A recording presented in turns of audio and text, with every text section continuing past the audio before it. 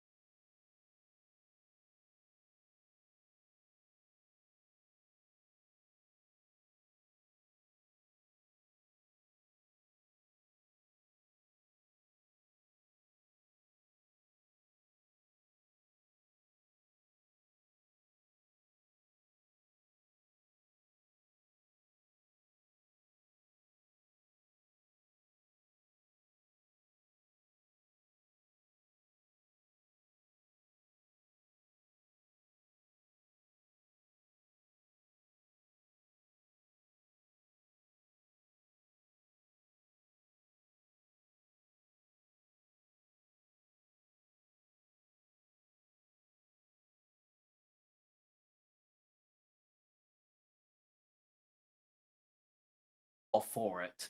But for tonight, we have a matchup. Kirkwood Blue versus Dakota State University. Yes, I pulled out the slander. I'm not sorry for that. But let's actually, oh yeah. But let's take a look at the teams and see what we've got for tonight. So first up, we got Kirkwood Blue and their roster with an average or player average rank of 151 with Ice Falcon, Woozy, Table Enjoyer, Uxley, and KCC.Kisu. I'm going to assume I pronounced that correctly. And with their player overtime for the fall spring, it's going to be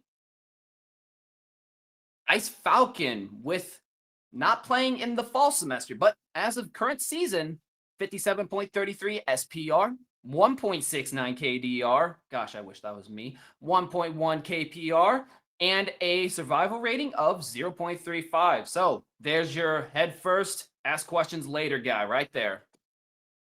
Absolutely. Pretty good stats. Obviously, not much to compare to without participating in that last season. But looking at the numbers, it's exactly what you kind of want out of your top gunner, right? Good positive KDR, you're over 1 in kills per round, and the survival rate is pretty in line with what you'd expect normally if you have an entry fragger with those high KDRs. You can see survival rates as low as like 15, 20%, so definitely doing a nice job kind of staying alive in their share of the team fights.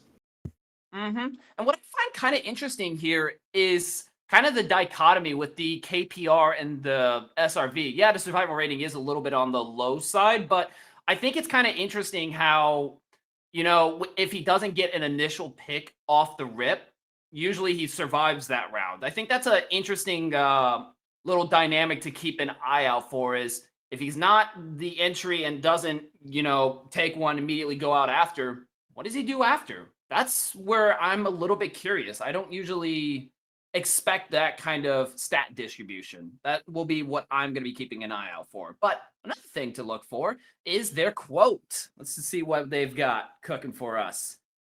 If you're not first, you're last. Wise words from Wazzy. Full send it every time. Exactly. Wise words there from Talladega Nights, certainly true. And still trying to finish first as well, I believe. I'm sure we'll get into it later, but these teams very, very evenly matched, so could very well be last or first, depending on how the matchup for this one goes. I mean, that's kind of the big thing, which we'll kind of get a closer look at as we go further on. But let's take a look at Team 2, Dakota State University, with their roster, player average rank 143, which is 2 above, I believe it was Kirkwood Blue, which was 145, with host Malone, banger name, Drakilder, AVC, Melts, and Nuko for their 5 players. And then for their player overtime for the fall to spring semester, who do we got? It's going to be host Malone. Fall season. This time we've got a little bit more context. 59.42 SPR with a slight dip to 56.88. KDR at 1.87 to 1.61. KPR 1.14 to 1.11. And SRV 0.39 to 0.31. So a little bit of a drop across the board, but a very modest drop, I would say. Nothing that is going to really pop the eyes and say, what happened? I mean, that's fairly consistent, I would say. Though, of course, being negative across the board is not something you would want to see in general. But, I mean, depending on what teams you go up against, that can easily, you know, cause those little shifts. But overall, pretty much the same. And still good stats regardless. A 1.61 KDR is, regardless of how you want to spin it as far as the difference from fall to the current season, that's still pretty good, pretty respectable stat line to uphold as a fragger. Yeah, it absolutely is. And I think, like you said, a lot of people are going to be focused on that dip, on the slight regression. Could be a lot of reasons. Maybe just a slow start. Maybe this is a player that heats up the later in this season we get. But yeah, overall, it's still good numbers, and it's very similar numbers to the player we just saw on the side of Kirkwood. So I don't see anything to be concerned about here. I think, like you said, it's still a good upside fragger with a good KD. I think definitely a player to watch when we go into this series. And still, interestingly enough, very similar, you know, kind of pattern with that 1.11 KPR and that 0.31 survival rating. So I think we'll see a similar behavior, possibly a little bit more prevalence towards the later rounds if they don't get that immediate entry. So I expect a lot of head-heads there between the players overtime on both sides. But let's take a look at their quote. Let's see what they've got cooking for us, what they're going to show. I love crisp quesadillas. Now, lack of space, I'm going to assume that is a player. I don't know who that is, but I love him too, regardless. I would much rather read into the fact that he just really likes Mexican food. I had Taco Bell an hour ago. I love this. Oh, don't even get me started on Taco Bell. I had Okay, a okay. horrible streak. It was My bad, my bad. bad. Oh, yeah. No, it's good. Yeah, it's like 3 months just straight Taco Bell. You can imagine what going to the bathroom was like. Not pleasant. But with that said, let's take a look at our players head-to-head. But I think we already have a pretty good idea of who that is going to be. Yeah, definitely do. And as it shows, the two players we highlighted earlier, Ice Falcon and Host Malone, and looking at the league rank especially, if you keep in mind these two teams' average rank was, I think, like you said, 143 and 145. League rank 30 and 32 is nuts. Like, make no doubt about it. These are the standout players. These are the two that's really going to drive home for their team if they're able to get a win here today.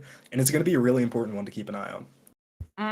Oh, I mean, yeah, because it's pretty much directly comparable. I mean, you don't have any outliers, no exceptions, no excuses, nothing. I mean, it's gonna be, I think if any matchup was the match to have every single map, every game go into overtime, double overtime, I think this is it. 'Cause I mean, it's almost like we're looking at two clones, honestly, going up against each other because of how tight and similar they are. And yes, we see that Dakota has a little bit of a lead, but it's still not really defining as far as, those Midwest bets. It's gonna be anyone's game, honestly, who wins or who loses channel points. I couldn't even tell you. I mean, with stats like these. But let's take a look at the team comparison. Maybe that'll glean a little bit more information. And so far, we've got Kirkwood Blue in third place with Dakota State University in fourth. A little bit more rounds played from Kirkwood Blue. The team KDR average being exactly the same at 1.15. This is what I'm talking about when I say we're looking at basically these two same teams here. Team rank average. Okay, so I was wrong. It was 151, not 145, with Dakota at 143. And the Midwest Bets line, wow, they disagree to a pretty good degree. Minus 135 against Kirkwood and plus 120 for Dakota State University. What are you thinking of that? I feel like that's quite dramatic for how close it actually is. Or maybe there's something we're missing here. Yeah, it's a little tough to say. I think me personally, obviously, I don't know how the bet lines are calculated, but I always kind of tend to favor the team with more rounds played. There's more tape on them. They've battled through more, and especially when you're looking at the round difference, I think Kirkwood does have the slight edge. I'm pretty sure it's plus 12 to plus 8. So very, very similar, but I think that slight edge is what's given it to the Midwest Bets line. And I think these numbers are pretty consistent to what we saw last week, which we thought was going to be an insanely competitive map. Obviously, did not happen that way. Kentucky had a pretty wild run there to end Wisconsin's hopes. But yeah, I think the lines are definitely right. This is going to be, or should be at least, an incredibly competitive set. Yeah, fair enough. But I mean, player stats can only tell so much to the tale of a team comparison when it comes to synergy. Because I mean, it's so multifaceted and there's so many different variables that can clash in completely unpredictable ways. So even though everything might look really close on paper, but it's the nuance and how we got to those numbers that's going to be far more important than the mere presentation itself, which is why doing these kind of deeper analyses when you can honestly tells the better tale. But with that in mind, let's take a look at those lobby kill leaders, see who that's going to be. Yeah, kill leaders always important, and especially if you take into account the rounds played were pretty similar. I think this is exactly what we expect, right? Ice Falcon and Host Malone up there, no real shock. Each of them with a couple more kills than rounds they have played, so of course factoring into the old KPR there. And the next down is at least 26 behind in kills. I mean, really just reinforces kind of everything we've been going over here in the pregame, that these two players are going to be those trendsetters for their team. I mean, and it's such a crazy drop too, going all the way down to 114. I'm willing to bet money that everyone else behind Woozy is not too far behind either. I mean, yeah, like that's a pretty typical stat line when you've got your one main player kind of leading the charge on each team. But even then, right? Yeah, it's still a steep difference, but I mean, it's not as steep as going into double digits instead of triple digits. I mean, that's still quite respectable as far as kill score line up to this point. So, I mean, really, I don't think that you're going to see anything super standoffish as far as individual players just absolutely tearing through entire rounds. I think this is going to be genuinely who is the better, well-coordinated team. And maybe that's where those Midwest bets kind of come into play. And speaking of, well, not quite. Let's take a look at those map bands, and then we'll see who the player to watch for Midwest best will be. And so we get to the maps. Starting off, we're going to be on Cafe Dostoevsky, followed up by the good old, the classic, the basic, right? The 50-50 Chalet. And then we'll be deciding it on Consulate, which, whew, boy, I don't remember the last time I casted Consulate. That one's going to be a whirly bird, wouldn't you say?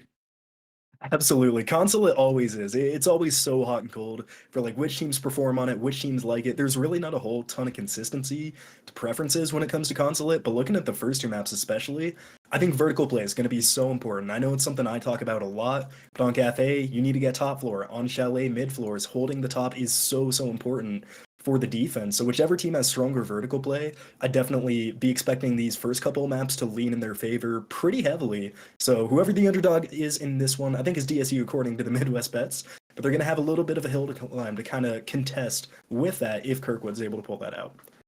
Fair enough, but I do want to offer this slight counter when it comes to Cafe, as that is going to be our first map that we'll be playing on. So even if a team gets a fully successful vertical clear, at some point you got to get through the horizontal. Like we've seen a lot of teams, even the best of the best, just completely fold when it comes to having to make that horizontal transition. Do you really think that vertical will be the end all be all here for getting a successful take on, say, second floor or first floor? Or do you think that there might be the wild card of what next as far as getting horizontal to actually capitalize on that vertical by putting the pressure to displace? Yeah, I mean, I definitely don't think it's going to be the only thing that wins some rounds because, like you said, with the horizontal take, that's pretty different between Cafe and Chalet. Cafe is a huge map. Chalet is pretty small. It's very easy to maneuver quickly. Cafe, you have to take longer. There's so many different staircases. You have to be worried about flanks and stuff like that. Like, the vertical play will help you for sure, but the defense should be able to counter it. We'll see what kind of strategies they have to deal with. Because I think it's also fairly standard. I'd imagine both these teams have game plans in mind, have ways to deal with that if they lose it early on. But yeah, to your point, I definitely think you're right. It's not going to be the thing that loses them rounds. It just can contribute to it. Absolutely. I mean, the timing and everything, it can really set the pace, especially if an upset comes under swing. Because I mean, that Consulate, honestly, I really think other than Cafe, both of those maps are going to be 50-50. Consulate because everyone likes to ban that map out the wazoo. I've seen Nighthaven and Lair more than I've seen Consulate, for goodness sakes. What does that tell you about how much that map is liked? But regardless, we've kind of talked a lot about the Midwest bits, so let's actually take a look at them as far as the player to watch. And that's, of course, going to be Icy Falcon. We knew it was going to be one of the two top fraggers with an SPR of 59.75, KD 2.5, KPR 1.25, and an SRV of 0.5. That is the bets that everyone is going for. Yeah, and this is really impressive to see. Obviously, map specific here to Cafe, and if you remember back to those original numbers, they were still pretty strong, but nothing like this. I think 15% higher survival, a whole extra 1 in the KD department, KPR up a little bit as well. Definitely shows that this is a comfortable map for Ice Falcon, and I think by the end of that, I'd certainly expect them to perform strong on the other maps as well, but when we were comparing them and Host Malone, I guess this probably is the one to keep an eye on in game one at least. So at least from our perspective, that's going to be very interesting to see from map to map if there's markable improvement or maybe just a lucky streak. Yeah, I guess we can kind of hold our tongue a little bit as far as what I said before about those kill leaders not really being the round definers. Maybe with stats like those. We'll see. But with that, let's see who some of our kill leaders have been in the community as we check the top 5.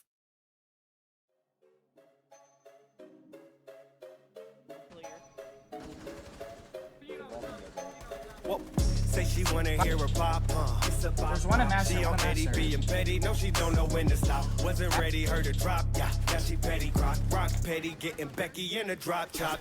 Since you feel like being petty, just be petty. Call me Tom Petty, Petty, Riley, Petty, Murphy, Petty, Petty Cash, feel like Petty. Pendergrass, Petty, Roosevelt, yep, if you know I call a shot. Say you either die a hero or live long enough to see yourself become a villain. That's a thought. They call me Petty Guerrero. Feel like Petty Bundy, Petty Kruger, leave you hanging. That's a dot. Tuning out when you talk. That's a shame, ain't it? Petty Boop, Petty Bop, that's the same damn thing. I go loony getting tired. That's insane, ain't it? She thought I wasn't finna pop. Now she always got that bop on the repeat. Stop it, no stop it, a free eat. All y'all at a pocket, CE. Wouldn't be more locked with a key E. What's popular? GE, key E, my op on a retreat. No shot, E block in the DD. Are you riding or not, Kiki? Do you love me? Block in the street E. How sarcastic can she be? ITAP, her TE. Good game, baby GG. Let a treat me like a don't go. I'm elite ET, whoa, whoa. Hi, yeah, chop, Petty, bye, bye. Oh, this fool here wanna die. I zigzagging like I fell off. Wipe the guts from the shell off, then I go to hell off. This what happen when I get like this. This bloody glove ain't cause I slit my wrist. Say she wanna hear her pop. She on Eddie being petty. No, she don't know when to stop. Wasn't ready, her to drop. Yeah, now she petty grok. Brock petty, getting Becky in a drop. Chop.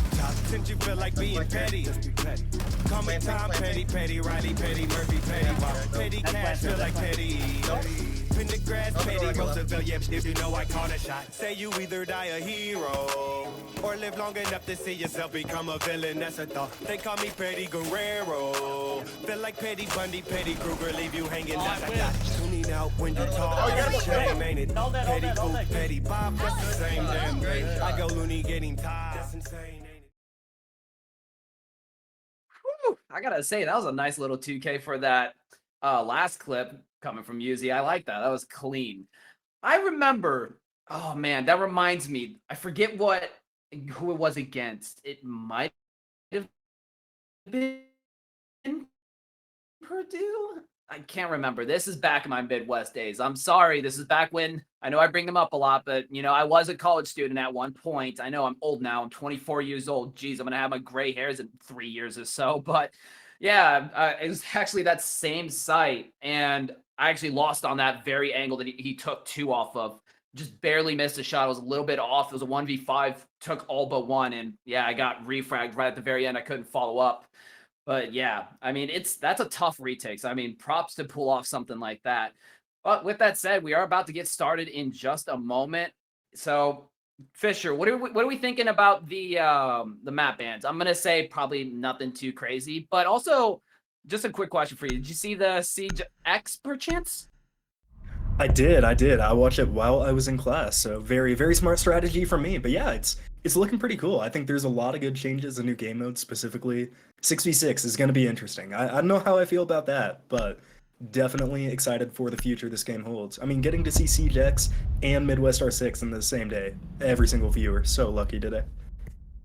Honestly, I kind of like it. The idea of 6 players, and the thing that I consider, you know, is, you know, kind of having more utility, right? I feel like util density can be kind of low at times, and that can make things a bit gunner heavy. So I think having another player to bring even more utility, I think is going to provide a much needed slowdown in order to kind of make the pace a little bit more even, right? Because if you've got more numbers stacked against you, you're not going to be playing nearly as aggressive because that's more eyes on you individually, which means you have to be more meticulous with how you're cutting angles. So yeah, I'm certainly down for it. And of course, we got our band cleared.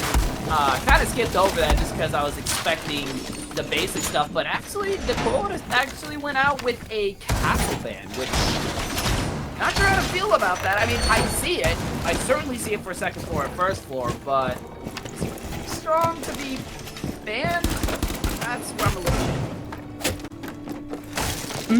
I don't know. I mean, I don't think it's a bad ban, like, for any reason. Castle is pretty strong on Cafe, but that being said, there's so many, like, utility to deal with it. You have the Gone 6, you have Ash, you have Zofia, and I'd assume players of this caliber, they can all play all of those, especially if you deal with those early into the round, really aren't effective, so it's definitely, like, not the worst ban in the world, but don't know if it's necessarily ban-worthy over some of the other strong operators in this game. Yeah, I'd have to agree. The default's kind of been the name of the game. And hey, look at there, CJX. Speak of the devil, right? But yes, now starting off on third floor, it does look like we're going to be going for that site there. And it does seem like Kirkwood Blues opting for a bit of a full top down here, playing from the hatches. Nothing we haven't seen here. I do always like when you have one player down by second floor trying to get a little bit of vertical pressure from below, which is always a nice shakeup, but it doesn't seem like they're really opting for that. Oh, and as I say that, it does look like we have Icy Falcon going for that play, walking up 0. This is what I'm interested in, right? You know, if you have that huge pushback towards Piano, get that drop on red, that is already huge presence. And I mean, look at how they've already, you know, kind of backed away from Cocktail. That's a potential opening, well, minus the mirror for the drop down. But I think this kind of narrows that error of unpredictability, right? So I do like this positioning coming in from Icy Falcon. What kind of impact it has, I don't know. We saw the 0 cam come out. Doesn't really reveal a lot of information. And there's the first drop coming in from Table Enjoyer. Does manage to get that full walk into Cigar, but still have one holding into Cube there, which could be quite a bit dangerous there with the wrong timing. Here comes that swing, that clear coming in from Woozy. Does he know that Melt is holding there? I would hope so.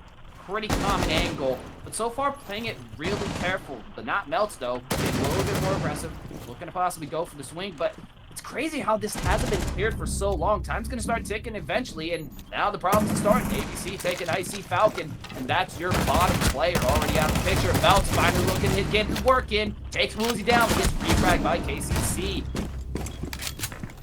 And just was not ready for that. They didn't throw out the Legion inside of the Cigar Cube, and that's going to hurt them as they do lose a couple of members. And now they're facing down the wrong side of 2v4. 40 seconds to go.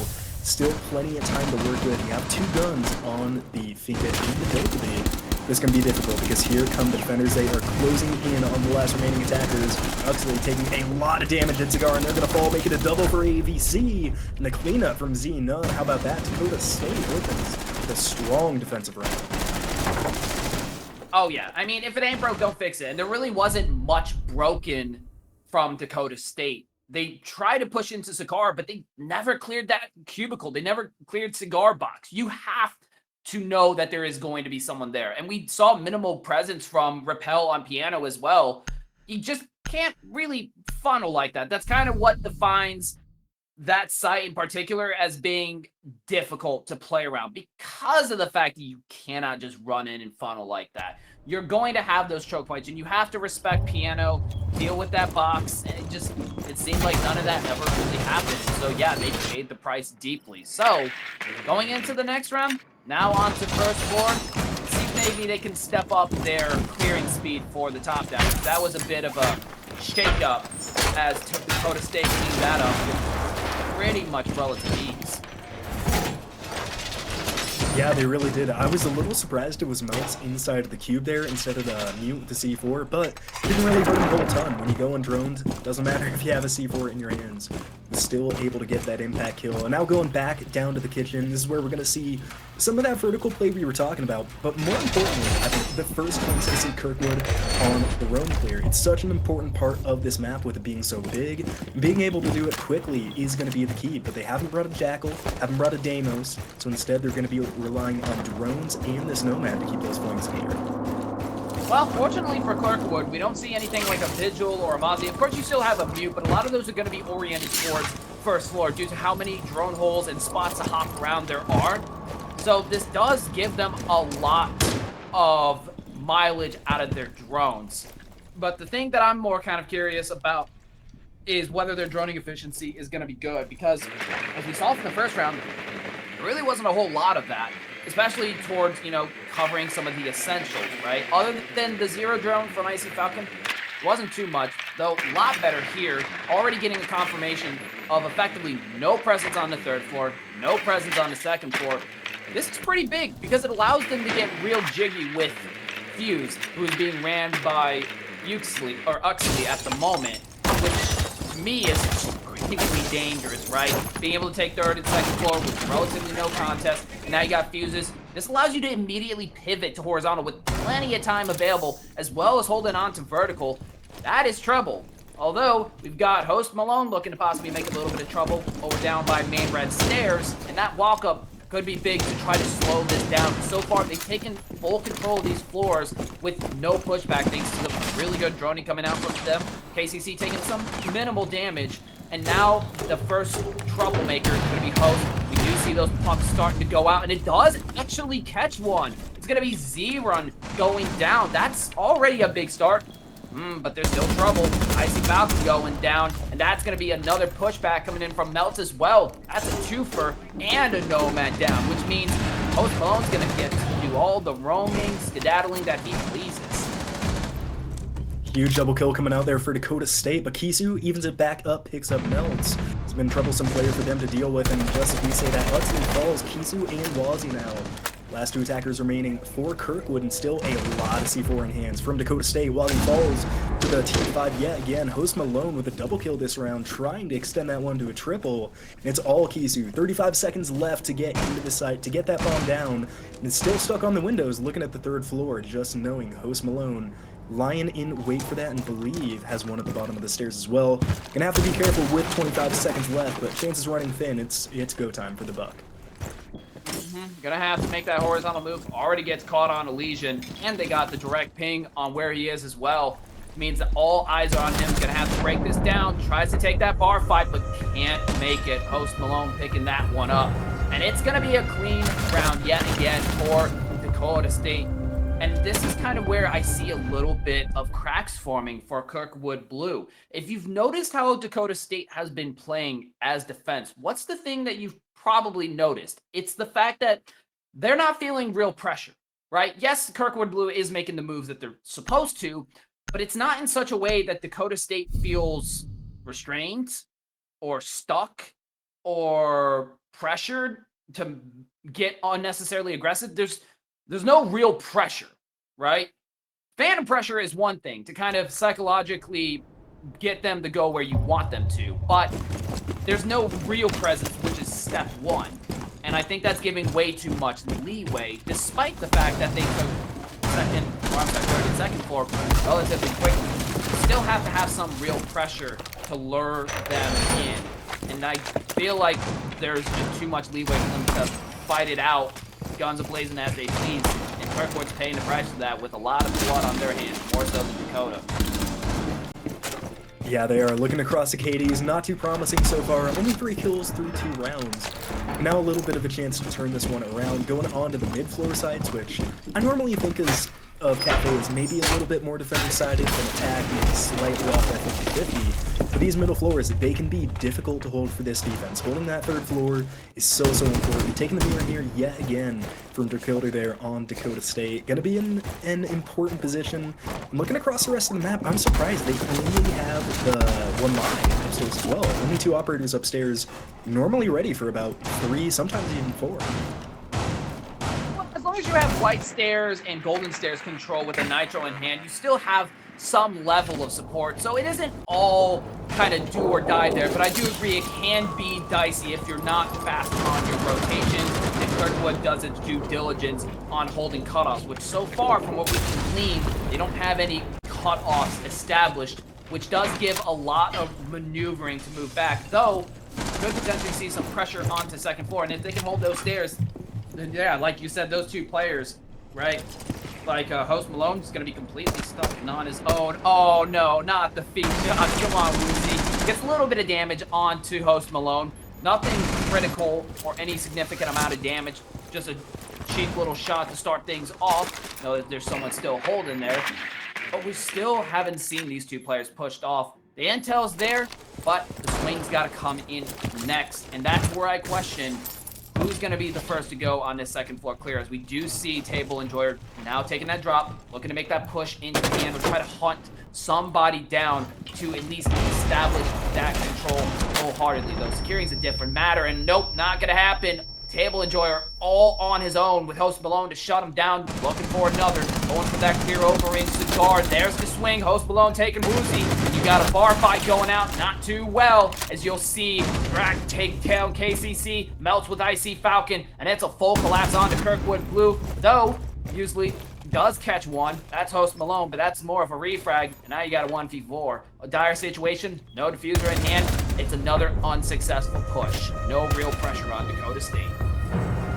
No pressure and no life right now for Kirkwood Blue. They're still struggling to make those entries. And I think every gunfight so far, maybe with exception to the first round, has gone the way of Dakota State and not clearing out the roamer in the top. Buck wasn't even looking at the flanking Legion.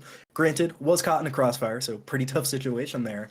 But it's just not going right so far for Kirkwood Blue. And it's a tough thing to diagnose what's going wrong because honestly, from an outside perspective, it just looks like they're losing the gunfights. They're not prepared for the way Dakota State is playing, for the way they're swinging on them.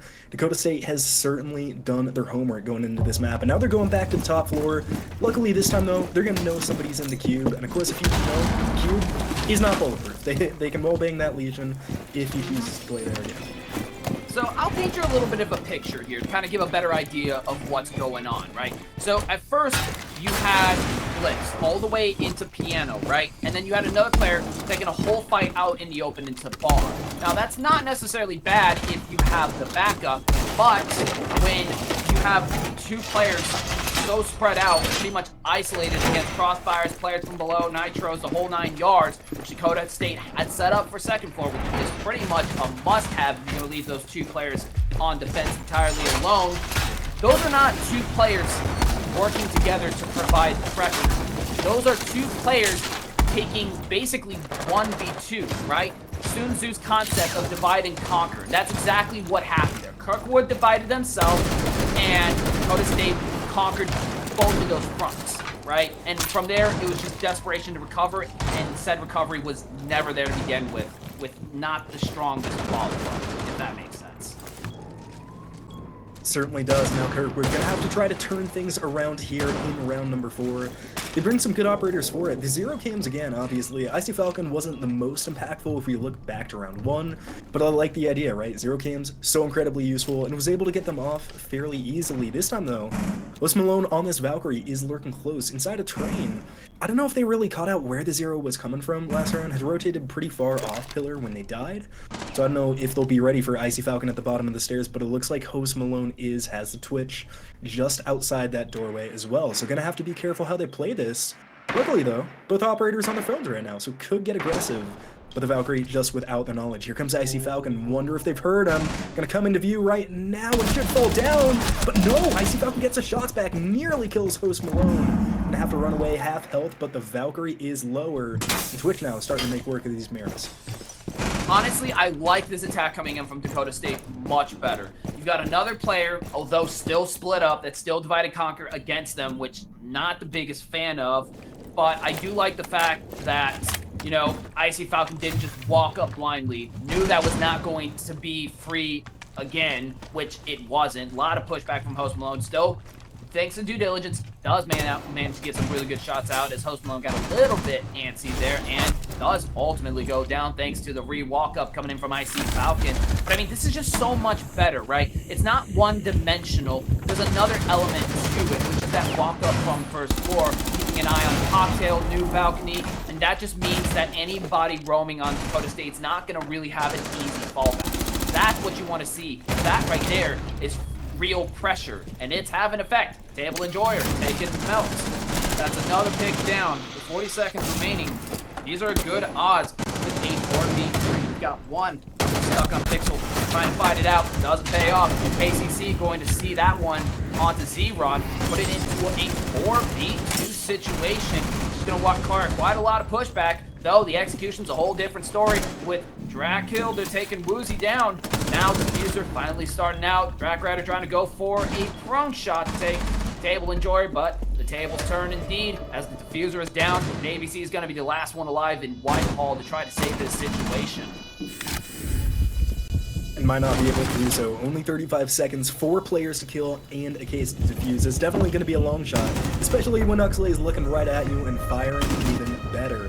First round for Kirkwood, and that's important, right? Not only getting that score line a little bit closer, don't want to go down 0-6 on attack, but that was a big win. It wasn't close, it wasn't down to the wire. That was a domination from Kirkwood, finally landing those entry shots. And if you're a Kirkwood fan, that's what you need to see. It gives you hope going into these next few rounds, trying to pick up a little bit of steam as well. And they're going to go back down to Kitchen instead of trying to try that top floor again. And I want to know your perspective. When teams do this, right? They had such a dominant first round on defense. They had a rough one the second time around. Do you like them switching sites right away, or do you like kind of getting a second go at it? So I think it depends on what the outlook of the round was, right? So you got to keep in mind the problems that Kirkwood Blue was having in the first half of this round. They pretty much fixed it. It was very real pressure from first floor. Instead of having Icy Falcon trying to do his own thing and being completely caught out in the open, he had backup. That paid off in order to take Host Malone down. That was real pressure. And so what happened when Dakota State was faced with real pressure? They completely folded. I mean, just a full-on collapse from piano to cigar to cocktail. They didn't have anything to stand on. So, of course, yeah, you're going to want to switch. And I would say that's the right move. Because, one, you have to deal with the fact that there is real pressure. And you're now giving that real pressure even more experience on a site that is typically the most defender-sided. And no way. So, right call from Dakota State. The question now is what angle will Kirkwood go for? Are they going to try to just push this horizontal and try to, force their way in, which so far with the droning habits that we're seeing so far, that is certainly on the table when you got 3 stacked right outside the bakery double doors. And I wonder if Dakota is expecting this pivot. But regardless, I think this is the better odds for them. Absolutely. Dakota State still keeping all their players on the first floor, of course, with this Legion holding on the stairs, so can flex up if they need to. And I like this call. You don't have to get above. You know you're not going to have anybody looking down through holes at you. The only question is, will they be able to get this breach open? They don't have any hard breach. They maybe have some hard breach charges on a fuse, so it's going to have to be through the doorways for this team. And with the Legion, with a Fenrir as well, that is going to be some really, really difficult gunfights to hold on to. Big old Joyer here knows that one's lurking in that coat check. So Host Malone up the stairs has to be careful, and that's why Host Malone with a nice shot to push him up to 7-2. The line down early means these roamers now won't have to worry about any future scans. Twitch hopping in, the one is open, and now Kisu's gonna swing wide. Xenon dies in the meantime to Uxley's fuse yet again, finding an impact here in this round. Now Legion rotating upstairs, coat check. Could swing Kisu soon, gonna have to be on point with that 417. Yeah, there's a saying, fool me once, shame on you, fool me twice, shame on me. And yeah, shame on Z-Run. We know that Kirkwood Blue and specifically Uxley likes to run the fuse. Rage disconnect? I'm kidding. Probably technical difficulties, but regardless, I mean, yeah, being able to take another one, kind of criminal. But we do have a huge walk-up coming in from Host Malone. Knows that he's still up, overstaying his welcome as Host Malone catches Uxley completely off guard. Now gonna have that vertical presence, which Kirkwood Blue never really played with. That could prove the problem as Woozy goes down as well. Now leaving the KCC, and I see Falcon with a player still above. Took it down. Oh, had the headshot lined up, but Host Malone fired first, taking KCC down. Woozy now confirmed. It's going to be up to Icy Falcon, who does start things off with a bang, getting Drakilder down. Now in a 1v1 as ABC is currently down, which means that he's now going to have to walk down. This is still extremely doable, but here's the problem. You've got Host Malone, who has Diffuser locked down with this angle, and a very nice shot as Icy Falcon walks right into a trap, giving Dakota back their round momentum. Yeah, and that's a really tough situation for Kirkwood Blue. They played that one pretty well, but the one place that goes wrong is we do get a slight tech pause to get the player back in here, but don't worry, we will keep you company through that short break. It all goes wrong when they allow Host Malone to flank up those stairs to kill the fuse, and that just can't happen. You have a dead player. I'd assume you have flank drones. You have zero cams as well. You can't allow a roamer to get up into that position when that's the exact same place they were playing in back in round number 2. Didn't really make a whole ton of adjustments. It's a tough look for sure from the offense, and it just spirals from there. We talked about vertical play from the offense being good, from the defense proves to be even stronger. Host Malone, really, really nice job that round. Oh, yeah. I will say this, though. I like where Kirkwood went with this. I think it was the right angle. I would just say they kind of overplayed it a little bit, right? We know that Host Malone loves to hold by those stairs. We've seen him do it multiple times. He's a stairs player, folks. So for them to ignore vertical, That was the right call. To completely ignore the possibility of a walk-up, though, not really the right call. I think it was more of a overextension of decision-making, right? And they kind of ignored the nuance of, hey, there's still someone who likes to walk up, and that's Host Malone. If they had accounted for him, that round would have easily gone to Kirkwood. I think that was much, much closer still. But either way, it still doesn't put them in a great situation as, now Dakota has the lead here. And that's going to be sustained no matter what the outcome of the next round is. Yeah, and especially now that you're taking into account, of course, with them losing that top floor site, they don't have to go back to the middle floor, which can be a lot easier for attack to get onto, really make a good push at. But going back to the top floor, I think very defender-sided. Still, obviously, Kirkwood has a possibility to take that over. We saw that last time, and it was interesting. They kind of did it without clearing out Christmas first, which is always, I think, one of the first calls for attack. Get the player in the corner of Christmas out.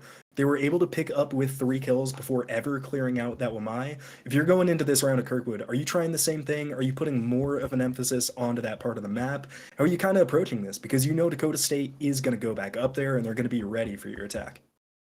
Mm-hmm.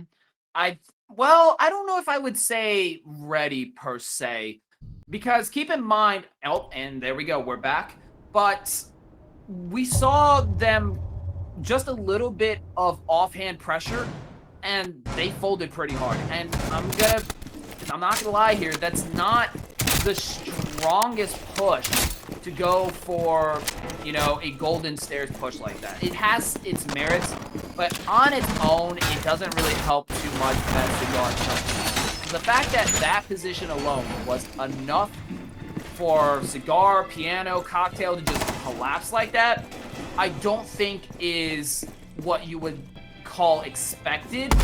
That's pretty much what I would say is more than what you bargained for on the side of Kirkwood. So if they lock this down and refine it and add another element, like say repels or holding Valks, or actually making that full push to top white stairs, I think Dakota State's going to be in a lot of trouble. Yes, they might be anticipating that first floor much more heavily now, as you can kind of see, but I don't feel like it's going to be enough, If anything else gets added, it'll still be trouble. Oh, and it looks like they missed Host Malone off the drone. That could be bad. It certainly could be. Host Malone has had a huge impact so far on these rounds. If they're able to lurk away, get a kill, could be even better. Still sitting inside of VIP, and Icy Falcon, they know Icy's gone up these stairs twice already through that restaurant. We'll see, these two players we talked about so much are about to meet, but Icy Falcon switches it up, actually goes up the red stairs. We'll see if Host Malone kind of adjusts to this one. You do have Valkyrie cams across the map, have sound cues as well, and it looks like the Mozzie has sussed it out. Now this Zero is going to have to be very, very careful. With the rest of the team still on the roof too, there is no refrag possibility if the Zero ends up getting picked. Absolutely, and it does look like Icy Falcon will be able to take Melts down. So that walk-up is already having a pretty good start to them, but you do still have Host Malone, who is hot on the trail to finding him. So I don't think he's out of the danger quite yet, as we do see him now finally making that push towards Pillar. I don't think they have eyes on him, so it's just going to be coming down to this raw swing here, and there it is. Host Malone to win that as Icy Falcon swings in blind. Host Malone just has a little bit more of a game sense and the intel as to where he was coming from. So the hunt finally finishes. Host Malone going to be taking that Pillar presence, as there's no follow-up from Kirkwood Blue as we saw before. Could this be a return to the mistakes of the past? Nope, never mind. We do have Huxley now making the walk up, though significantly staggered, with Host Malone still being a problem down by the second floor. This is where I think things are going to get interesting. If Host Malone is going to be able to get away with another. Oh no! There was one there! He just killed your teammate from that room! Wow, that's another pick down. Whoa, collapse coming in from Dakota State, bringing it to a 3v1, an absolute fold towards Cigar, as it now makes the Table Enjoyers the last one to try to get anything out of the situation, but Dragfielder's not letting that happen. No more momentum. You got one round, that's the most you get. That's what Dakota saying here as we go to the swap. 5-1 in favor of Dakota. Yeah, Dakota State has had an unbelievable start to this game, an incredibly strong defensive half. And that one from Kirkwood is concerning. Like you said, they literally forgot about host Malone. And you can't do that. They didn't send any drone down to the second floor. The Finca on the second floor was not even looking at it, looking at the top floor, at the balconies above. The Ash, the Sledge, neither of them made an effort to check the first floor. If you're going to get picked off from a flank, you have to deal with that. I think they assumed he just ran up back to the third floor not to get picked. And it goes wrong. That's a catalyst in the end there, taking out the Finca with the boost. It really has so much utility, especially with that 100-round mag that you bring from below. And it's just not enough for Kirkwood. Now onto the defense, luckily though. Should be a bit of an easier half. And I like the lineup they bring. The Rook, the Doc, they have good weapons. They're going to be able to use Mira really, really well, and with the DMR as well. They have a lot of good tools for this one, but Dakota State is on so much of a tear right now. I'd be really worried if I were them, and I am equally surprised Kirkwood Blue has not used their tactical timeout yet. I would have if I were them. I would have used the tactical timeout as well, because I mean, that was really just a return to the past. I mean, other than the fact that you had Uxley down on the first floor, that was really much of the exact same thing, which is quite terrifying if you're Kirkwood Blue, with being 1 and 5 with Dakota now on the attack. And look at this very aggressive walk-up coming in from Melt, almost all the way to the top of Blue Hall. Looks like they could be going for a very aggressive sweep and push. Does take a little bit of damage from the Bard, but he's got a lot of nerve walking up like this. Does manage to spot Rooney. Doesn't go for the swing though. Oh, does take one. And there's one right behind. What? There's one in the corner. Why did he? What is he? You let him get away? What? I think he was on cams. I don't know what he was on, but wow, that is horrible timing. As we see another go down as well, that's going to be KCC. Talk about extreme mistiming from Kirkwood Blue. Not putting them in a good situation here with only a minute down on the action phase clock. That is a very fast push from Dakota State and a big disaster for Kirkwood Blue. Now we see Icy Falcon possibly looking to get very aggressive out from Christmas Tree on the second floor. I don't know if he's going to actually go for it, but you do have 1-2 on the Repel. Now that's going to be ABC and Post Malone. Or I'm sorry, it's going to be Zeno Run. So a lot of potential for some big damage there. As you saw, no claim or anything. I think they put a Nomad down. So now with a minute and 25, it's now a fight for Cocktail as they are going to be getting that diffuser down over in the corner. Very nice shot to take one. Tries to stop the diffuser, but gets caught in Blue Hall. But Woozy does take out a 2K, stops Diffuser, the man of the hour right now. And with Icy Falcon, Table Enjoyer back on the board, Kirkwood Blue brings it back.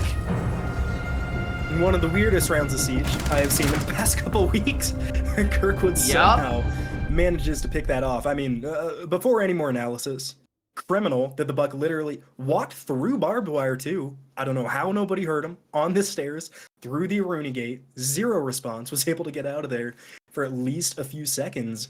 And then late into that round, the Mirror was the only one on the top floor. I didn't get a chance to talk about it, but Doc and Rook were both on the second floor. Not a single player from Dakota State was.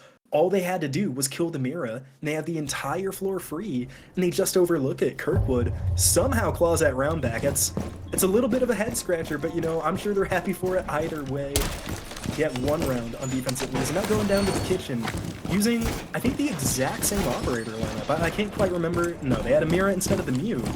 But what do you feel about this? I don't know about the Doc and the Rook. Granted, the guns came through last time, but on a site like Kitchen, having gadgets is so important, and you really just have mute kings. That's about it. The Rooney gates are able to deal with the Valcams if you drone. It's pretty easy to do. I don't love the setup here from Kirkwood. Yeah, not the biggest fan of it myself, but either way, yeah, welcome to Division 6. That's all I can really say going into this next round. But it does see that Dakota State is bringing back that Nomad. We do have the Ram, so it does look like they're investing in a bit of a top-down, but no hard clear, though. I do wonder if they're going to put in that horizontal pivot like we kind of saw there walking up on the Whitehall, which was gutsy, to say the least. I do kind of wonder if we're going to see a little piece of that as well, because like I said, when you put a horizontal mix with vertical, you get some nasty results. Of course, we're not going to see any fuse like we saw with Uxley taking, I believe it was Xenorun twice, which was wild to see. But Yeah. either way, I think this is still going to be paramount how they pivot once they get the top down. Because right now, we're not even the minutes of the round. They pretty much got third floor secured, as you don't really have a lot of presence there at the moment. But you do have KCC holding on second floor with that nitro. That's when things get scary. All it takes is just not droning ahead far enough, and disaster is waiting for them. And they do see Kisu on the drone here, and with the player on red, backs up away from the Valkyrie. Oh no, Xenon had a shot there on the Valk, but they backed up, I think nervous, to take the gunfight. Luckily though, they do force Valkyrie back down to the first floors, holding a very tight angle on these red stairs if the attackers get too close. And I want to take it a second to point out, we've been so focused on Host Malone sitting at 13-3 there, one of the players to watch. Icy Falcon, after starting 0-3, has came back to a 5-5, really starting to live it up here in these late rounds, and a shot lands onto Woozy's foot. But with the Doc, with the Rook Armor, it will not matter. Host Malone doing a nice job tearing up the first floor here, and then neither of the two C4s have flown yet. A little bit surprising from this team. We'll see if they elect to use them soon, but right now it's going to be the Rook falling. Woozy can't quite get the angle, and Host Malone opens us up yet again. 1 minute to go. Yeah, that was a big pick. Oh, this isn't looking good. No, you gotta know about Harry Potter. Come on. Oh, Xenon, man. That's gonna bring it down to a 4v4, just like that at the flip. 48 seconds. We're not seeing too much of a horizontal pivot. You do see Icy Falcon go down and then take significant damage yet again, though still lives to fight another day with 38 seconds left on the clock. Vertical now looking to get a little desperate from Dakota State, trying to find another after losing Xenon from that failure to clear out stairs. It's not looking too good as far as time-wise on that horizontal. It should have already happened. It's not there. Time's running out.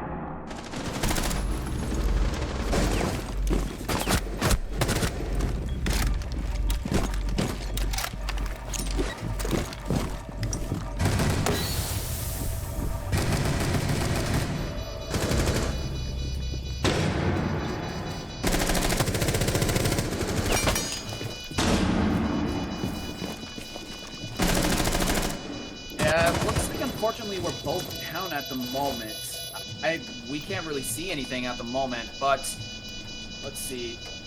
Yeah, I mean, either way, like, we're seeing that Dakota State, they have a good setup principle when it comes to their attacks. But what keeps happening is this situation where they're not really getting anything out of it, if that makes sense, right? They keep kind of getting locked out in some way or another, or they kind of funnel it, right? You didn't have that horizontal, and you didn't really have, you know, that strong execute. Like, they can get a good setup, but yeah. But it does look like either which way, now that stream's back up, everything's updated, it does look like Dakota State actually did win that one out. So, revoke my statement just a little bit, though. Not gonna lie, the first time they went around executing, still a bit rough, and there's still a lot of punishment on the side of Dakota State, but regardless, still managed to get the plant off, allowing them to pull off that win, which ultimately is all that matters, no matter how messy it is. You get that diffuser down, and everything flips like a switch. I mean, even if you're at a player disadvantage, that can still do wonders. It really can, yeah, and now I see from Kirkwood Blue, right? They're going back down to the kitchen, obviously just lost. And from our perspective, it's a little hard, right? A few technical difficulties, we weren't really able to see what happened, how they lost that round.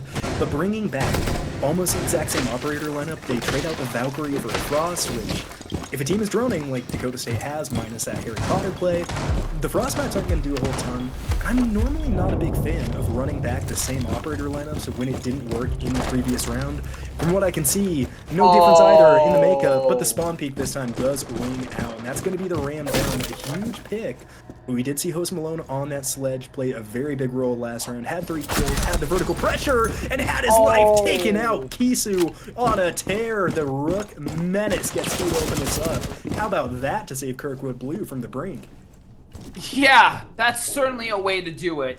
Really aggressive coming out from Kirkwood Blue, though obviously it would have been nice to see that a little bit earlier, you know, take out one on red stairs, kind of go for a walk up after that. That would have been a nice little extra treat, you know, an icing on the cake. But either which way, taking 2 like that is certainly now going to be a wake up for Dakota or Kirkwood Blue, and a little scary for Dakota State. I mean, when you have something like that happen, you know, 2 spawn kills, a lot of teams think, nope, that's it, we're done. But we do see Dark Rider is not agreeing with that mindset, does manage to take KCC down. That's going to put it just a little bit closer. Finally, a refrag on the spawn peak and terror that we just saw not too long ago. Zero Cam does look like it's going to catch Icy over onto Golden Stairs, so he's pretty much all on his own. It's going to be pretty much a bloodbath fight out. Maybe I'm mistaken. Maybe they didn't catch him on the cams as they're not really reacting to his position at the moment. Sprinting right into his potential crosshairs all the way into the train. Caught out in the open, but misses his shots. That MP5 is a bit of a peace shooter as AFBC with the rifle finishes him out. That is going to bring it back to 3-3. Those spawn peaks not making an impact as Dakota State is still running it down with 1 minute and 10 seconds remaining. Minute 10 to go, plenty of time for this attack to start to get aggressive onto this bomb site. With the ram down sledge down, that means vertical play essentially off the board, but the Habana means you can open the hatch. For that freezer going to be a difficult spot to defend here. For the attack, they send the Habana pellets down and they're just shooting them off the wall. The C4 pellet, or the C4 rather, hits ABC. They let the wall blow up, and now Dakota State. 2 people to go, they have a wall open, they have a hatch open, and they have 2 great guns in their hands. Kirkwood Blue, all members back inside of the site. Gonna have to win out on gunfights in the frost. Looking at the wrong way on the doorway. It leaves it all up to Table and Uxley. Last 2 defenders remaining with 30 seconds. The Nomad and Zero won't have too much technical purpose inside a site. They just have to win out these fights. And the first one loses. How about that? Nomad falls. Zero dropping into the freezer. Gonna get the first gunfight with the mute. One shot though. Uxley needs 1 bullet. Will they land it? Zero, 10 seconds to get down this bomb, and they're gonna peek the window. They're gonna lose a fight. They're gonna win it. Are you kidding me? Xenon, what a shot to pick up Uxley. Dakota State take map 1. Wow. I mean, they had the intel too, but I mean, great setup coming in from Dakota State, either which way. Despite that heavy setback, losing 2 to a spawn peak, the intel was there, the vertical was there, the positioning, and the horizontal pivot was great. And I love how they sliced up the shotgun. You had 1 freezer, you had 1 in the hall. Instead of funneling into that, which is basically a death sentence, because that counter is pretty much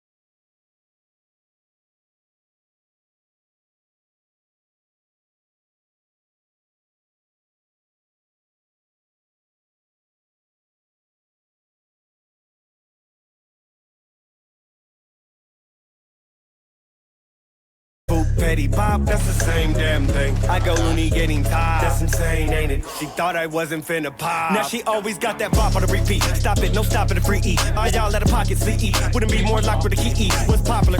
GE, key my op on a retreat. No shot, E-Bach in the DD. Are you riding or not, Kiki? Do you love me? Block in the street E. How sarcastic can she be? ITAP, her TE. Good game, baby, GG. Let a treat me like a don't go. I'm elite, ET, whoa, whoa. Hi, ya, chop, chop, petty, bye, bye. Oh, this fool here wanna die. Got zigzagging like I fell off. Wipe the guts from the shell off, then I go to hell off. This what happen when I get like this. This bloody gloving cause I slipped my wrist. Say she wanna hear her pop. She on Eddie being petty. No, she don't know when to stop. Wasn't ready, her to drop. Yeah, now she petty. Brock petty, getting Becky in a drop. Since you feel like being petty, call me Tom Petty, Riley Petty, Murphy Petty. Petty cash feel like petty.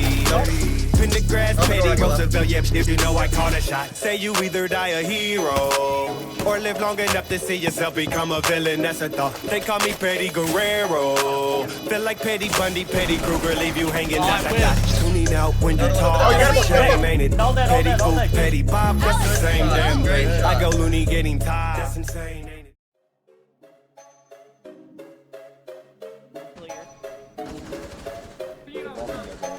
Whoa, say she wanna hear.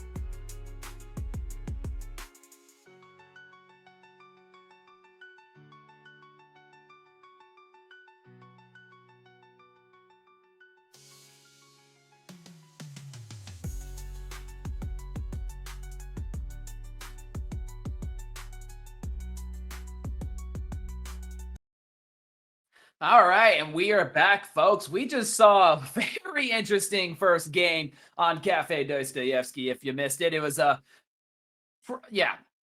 we saw Dakota State come out on top.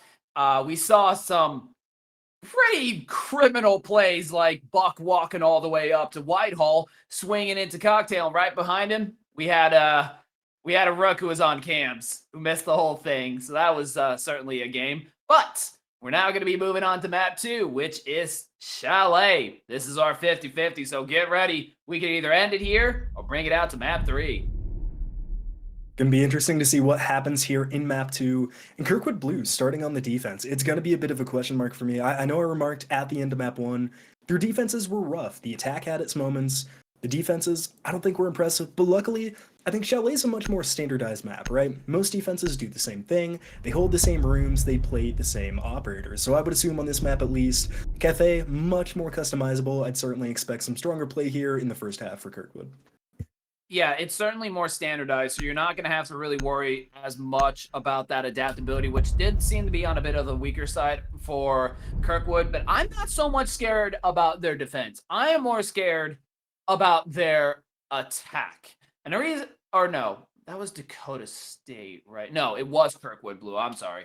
Yeah, because I mean, when we saw them attack, right, one of the things that really came up was the lack of real pressure. They did fix it to an extent, and then it fell apart again. So that's where I freak out, right? Is what that's going to look like. You know, making sure that they're not going to be losing that real pressure that they need. Second half is going to be everything. As the first half, right, that just really comes down to basement kind of being shaky, right? Because if assuming you get wine, assuming you get everything kind of blown up, which is really hard to hold off if we're being 100% realistic, it's just a matter of time. I think it's going to be a bit of a challenge. It's not so much what to do starting to a minute remaining. It's going to be the execute where I start to really raise my eyebrow, you know? For sure. We'll see if they can set this tone early. And as we look at the operator wins, Ace taken out. For this map, I like it from the defense. Ace is so strong on this upstairs bomb site, getting open that kind of half wall to the, what is it, mezzanine, I think it's called? I don't know if that's the right call. But to the balcony up above this second floor, it's such an easy wall to open base. It is really hard to do with any other operator. So I like that from Kirkwood. They're going to be making things easier on themselves. But of course, that's a double-edged sword. Once you get on the attack, not able to use that operator, expecting to see them go over to something like this Habana. But Dakota State now, opening this one up on attack. It's difficult to carry momentum over onto attack on the next map. It's going to be a lot harder to get your foot in the door. So if I'm Kirkwood, these next few rounds are critical. You do not want to give Dakota State anything to work with going into map 2 here. And so with that, go into the start of this round. I do like the Flores. I mean, we see him a lot on this map, but with good reason. There's so many places that you can dump it over and get util destruction going, especially towards Blue Hall, which tends to be a big pain when it comes to first floor over towards bar and gaming. And so now we see this push starting, going into library. We've also got one on the double window. So Icy Falcon right now is completely on his own at the moment. They do spot him out as well. Not a lot of presence towards Blue Hall, so you really don't have a lot of support going towards him. And all it takes is one person towards Fireplace, and Icy Falcon's going to have an ugly fight ahead for him. But he does have that escape in the avenue, though it is a little bit flawed. So you've got Melt all the way in basement, who has cleared that out. She can make it out from West Main. That's going to be big. Oh, does get spotted, but Kizu looks away at just the last second. So there's the positive ID. Icy Falcon got to be able to take Xenon down. Now it comes down to getting rid of Kizu, as that basement rogue element is now available. Getting a little bit aggressive. Starts to push up, looking to take one. Swing.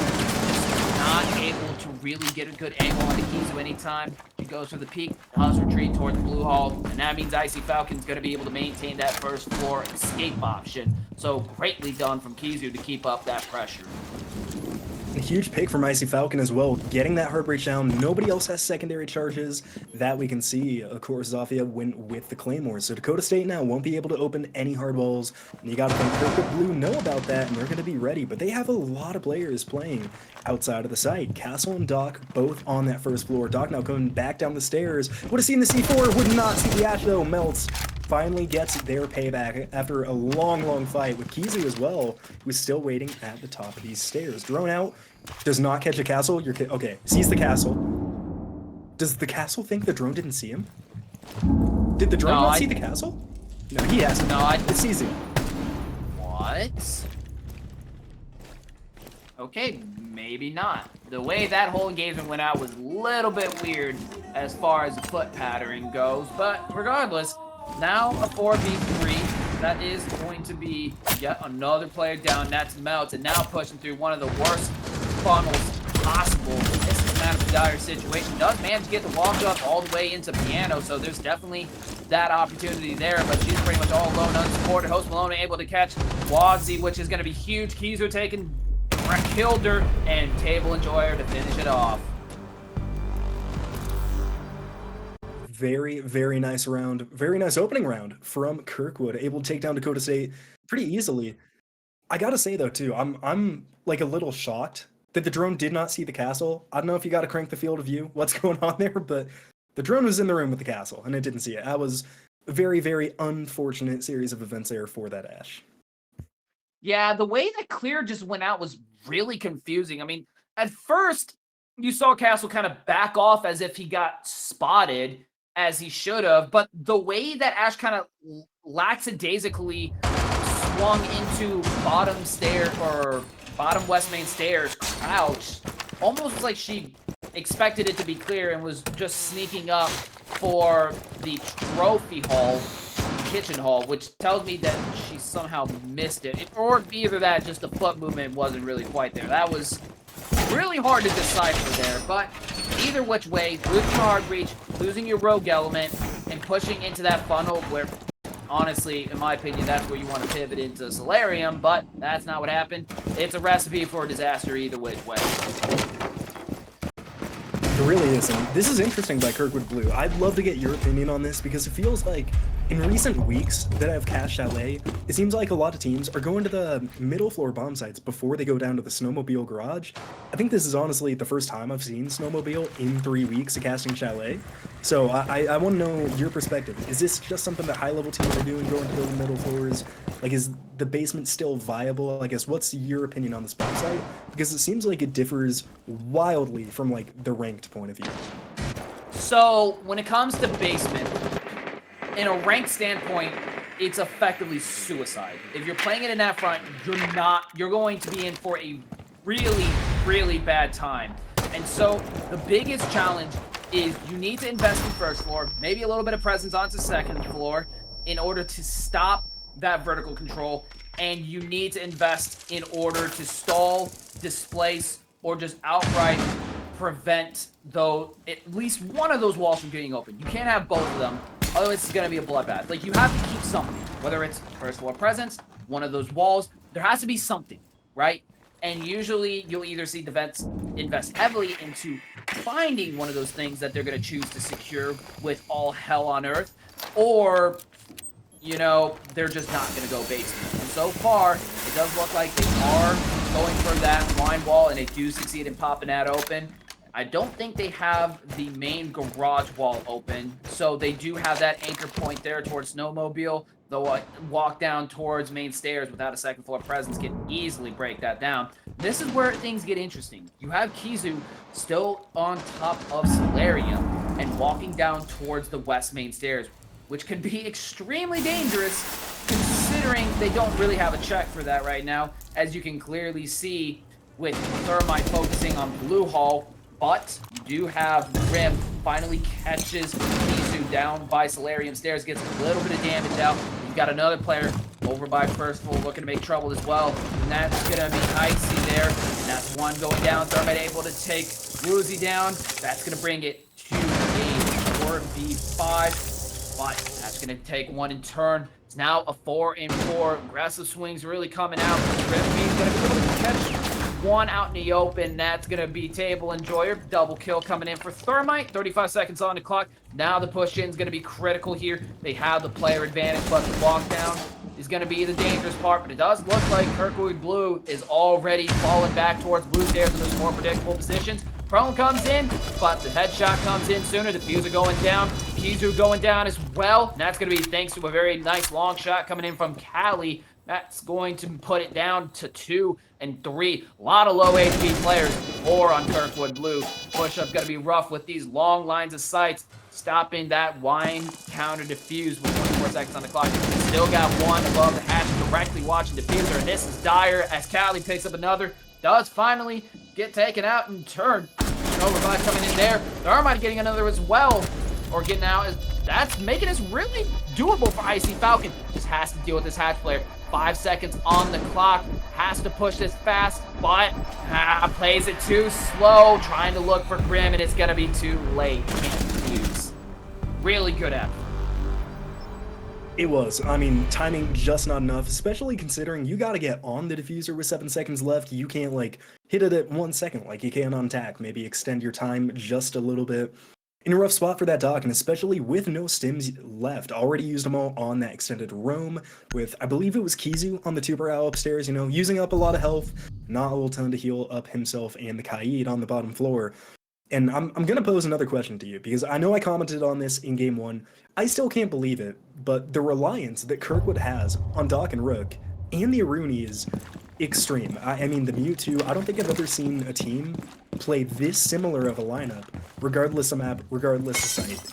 Do you like it? Am I overreacting? Just talk me through, like, what's the thought process here? Why does this work? Why does this not work? No, and that's a really good question, and it's really tough to say. I mean, I get it, right?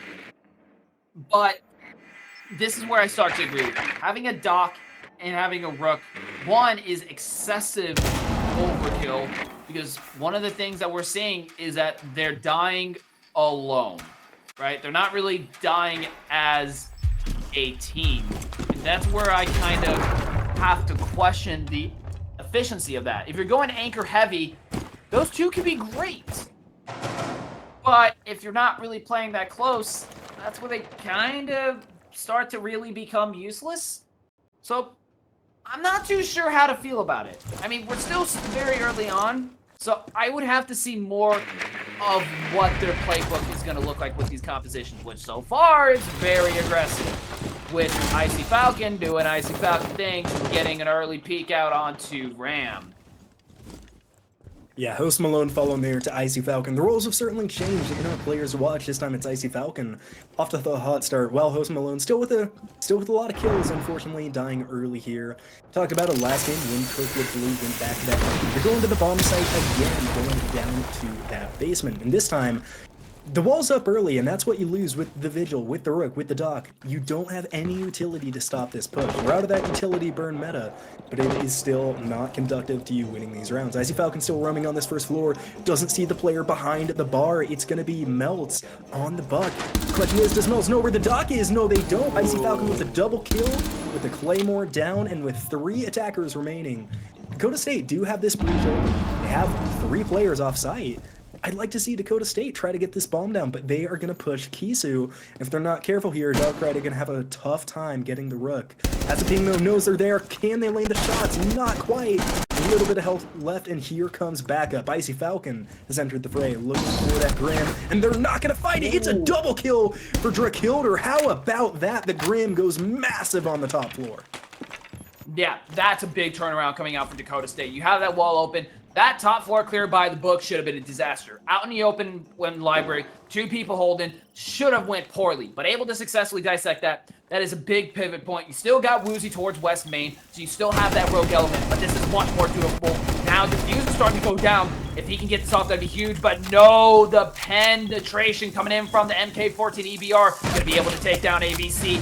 That's a big setback. Another going down, that's gonna be thanks to Mute, bringing it to a 2v1. Another pick coming in, that's the refrag. Diffuser back in hand, over 40 seconds remaining, has to get out, but can't, thanks to the vertical play coming in from Mute for another. Good round pickup there by Kirkwood, able to scrape that one out from what could have been a rough post plan, but a great reminder to any of the, you know, players that don't know all the maps too well. Those garbage bands that everybody likes to plant behind, you can shoot through them. They're not bullet absorbent at all. You can just kill the person planting there 9 times out of 10 if you know what's going down. And they do just that. Some nice shots from Uxley. Eventually, when they remember they can shoot through, put down the diffuser before it got planted. And if that does get planted, that's entirely different. You still have the thermite outside. You had a player upstairs that had to push in because of the death and ultimately lost their life to, believe it was a Mute, believe it was Table and Joy upstairs. Now we see a little bit of a break, or onto different operators at least. They're still taking the Doc, the Rook, they have the Frost back, and using Castle for the first time, so switching it up a bit. Correct me if I'm wrong, I don't think they took Castle the first time they were upstairs, did they? Not that I remember, no. I do not believe that they actually took Castle, so I'm quite excited to see what they will pull off with Castle, which so far looks like it's default Windows, which, if there's one thing I will say when it comes to Castle, it is this, right? Love the Kirkwood, but do not use your Castle on default Windows. I don't care what anybody says. I don't like it. It's gonna get shot out. You're gonna see a sled brought out, which is exactly what Dakota State did, and they're gonna get busted within the first 30 seconds around. I mean, look at that. You already got Zofia pinging them out. They're not gonna last very long.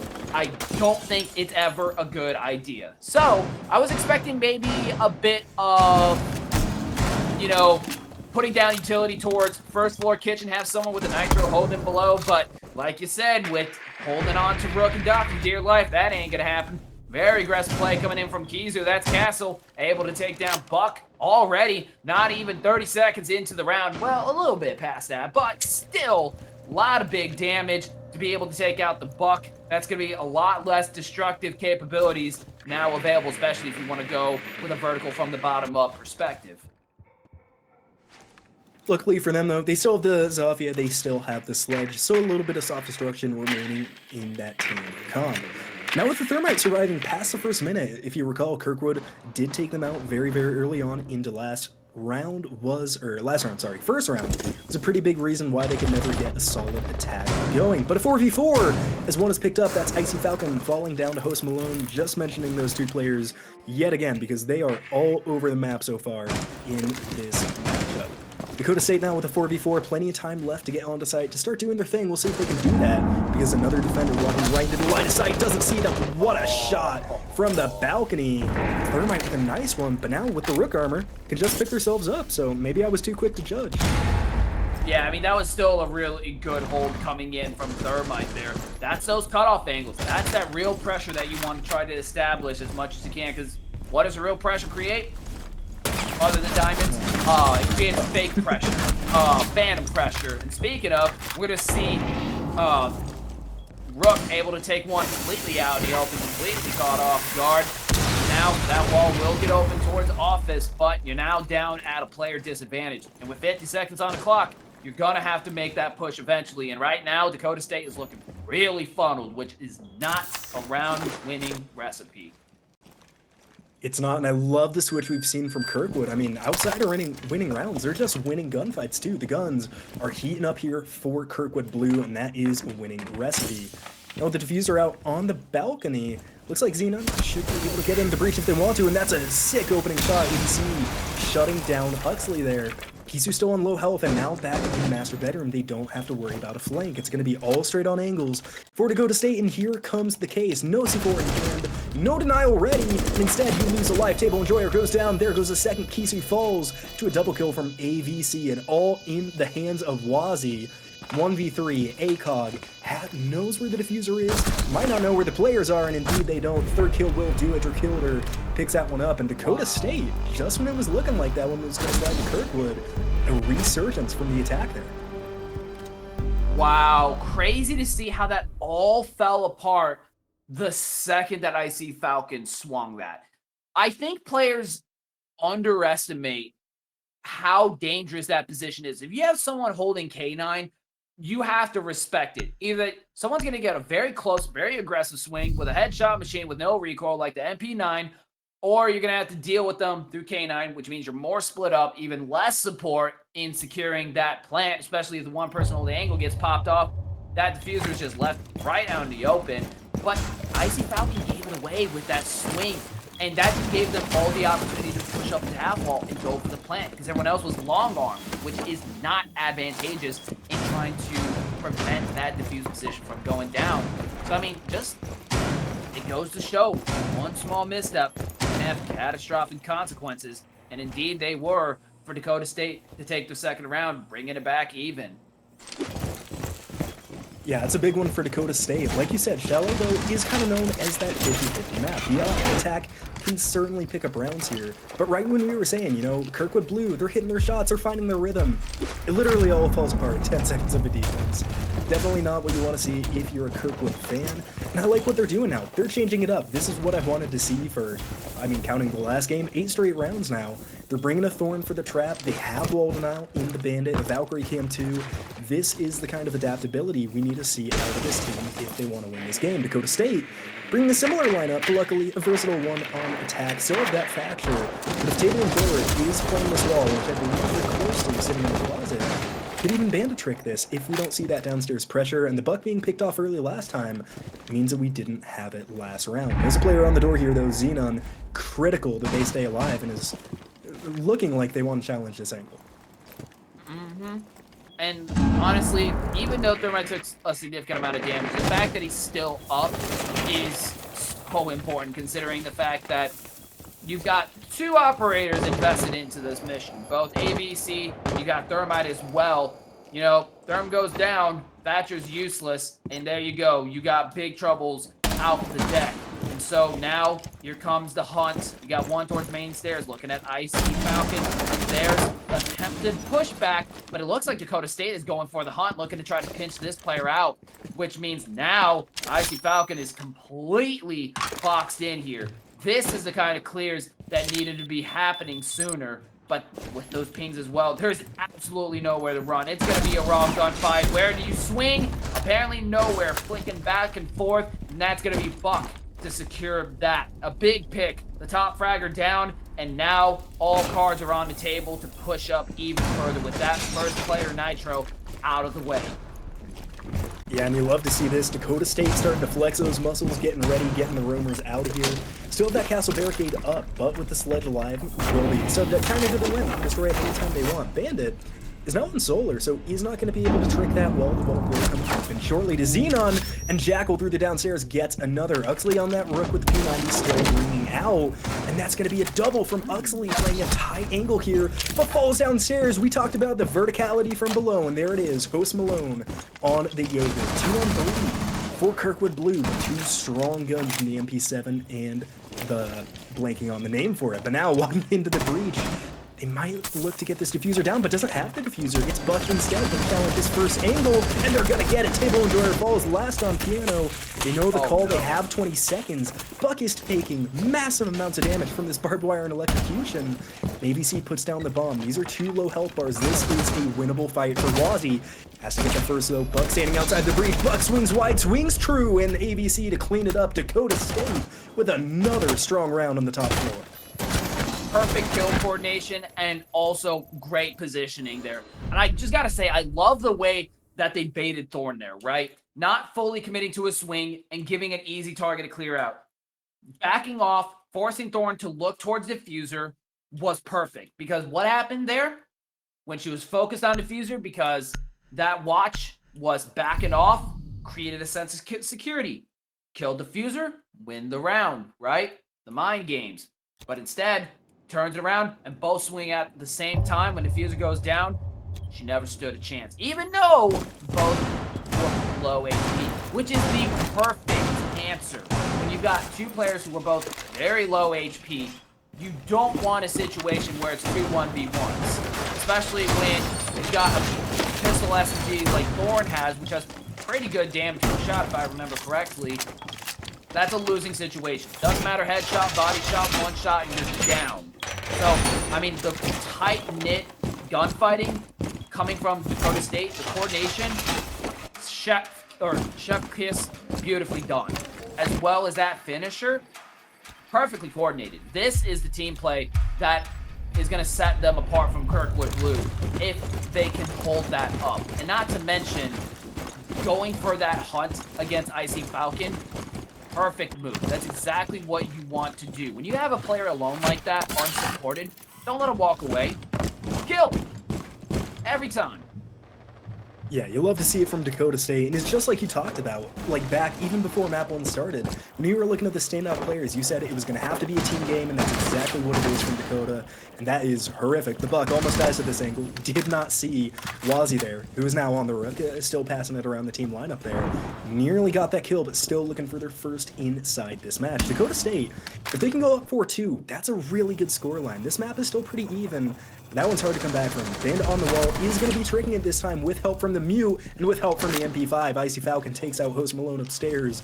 That was what was holding this Bandit back from tricking. But now with the second floor angle, I'd be able to get aggressive on the wall, but the players are falling. Doc and Rook pick up one apiece as Wazzy gets a first to the match onto the Buck. The wall will get open, the breach will be there, but now on a 3v5, you have to rely on gun skill and a handful of smoke grenades to get yourself back up, and the defense still has a Doc. They are still all going to be full health. That kind of makes that 2-pick setback pretty significant when you can't even hold on to that health. I guess I can see why Kirkwood Blue loves to play that. If you can get those pop shots and take 1 or 2 while still keeping your numbers up, headshot or head dome clean, no hole in between the cranium and the back of your head, might as well go for a heal and be able to give it another go. It effectively makes every single gunfight a +1 for you and a -1 for the attacking team. And so far, we're getting a little glimpse of that, and it's going quite well for them. Taking out both Ram and Buck. There's your vertical completely out the window, which is going to force that pivot downstairs, which Icy Falcon knows and is looking for it. Manages to take Jackal down as well. That's the double kill. Secured.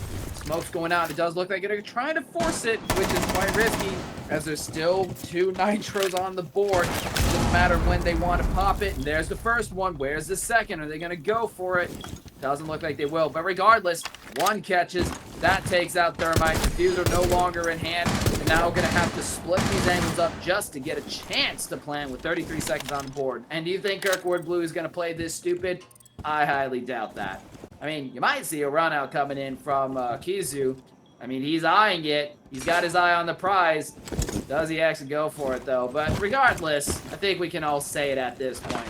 This is Kirkwood Blue's round. It's just a matter of how it goes down. A little bit of a rotate coming in from Icy Falcon. A bait and switch as the mainstair swing finishes the job. That's right, pick up by Kirkwood. I'm a little surprised that ABC didn't just use those last few seconds as a mock tactical timeout, you know? You're just kind of able to sit back, talk through with the team. You know they're heading to the defense. And has to be noted, both teams still have a timeout in pocket. Neither one of them has used them yet through this set. So whenever you need to, you got some time to talk things out. Small technical timeout. We did have another DC from the side of Dakota State, but luckily should be back in pretty soon. No lobby bugs that we know of so far, so it should have the action back up and rolling soon. And with Dakota going back to defense, they were extremely strong on it in Cafe. Are you expecting the same thing? Because Kirkwood, I think, while being at 3-3, have opened this map much stronger than they did in game number 1. Yeah, I think they definitely kind of gave Dakota a much bigger run for their money, but I feel like attacking is just gonna be a whole different beast because of the fact that there's, I think, a much tighter loop that's going to be necessitated over Cafe. You have a little bit more freedom to kind of run around a bit. I don't think that pleasure really exists for Chalet, but I'm going to be honest, I really don't think that's going to apply here too much. I don't think it's going to have as big of a weight. I think it really just comes down to, I mean, what Kirkwood chooses to do on her attack and how adaptable Dakota State is. I still think that it's in, you know, Dakota's, or the court is in, or the ball is in their court, however you want to say that expression. I always screw these euphemisms up. Okay. But I feel that it's much closer. So I'm going to be honest. As far as Caster's intuition goes, I really don't know. I honestly have to see it, you know, to believe it. But I really do think this could go either which way. And you know it's good when I'm saying that I have no idea. So, with that said, we'll get back into the action in the moment as we go on a quick break and get these technical difficulties resolved and go right back into the action.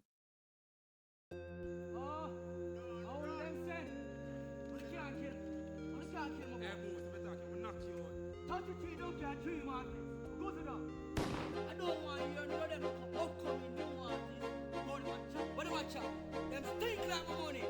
By the way, I don't want you no knife. I only want you the river.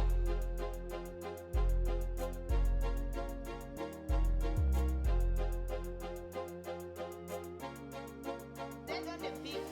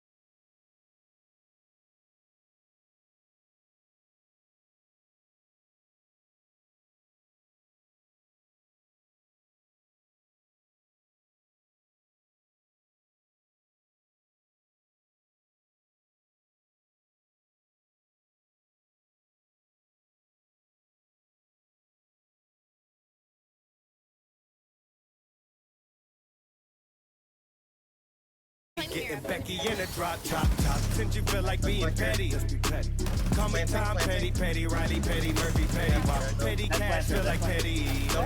Pin the grass, Petty, Roosevelt, yeah, if you know I caught a shot. Say you either die a hero or live long enough to see yourself become a villain. That's a thought. They call me Petty Guerrero. Feel like Petty Bundy, Petty Kruger, leave you hanging. That's a dot. Tuning out when you talk. That's a shame, ain't it? Petty Cool, Petty Bob, that's the same damn thing. I go loony getting tired. That's insane, ain't it?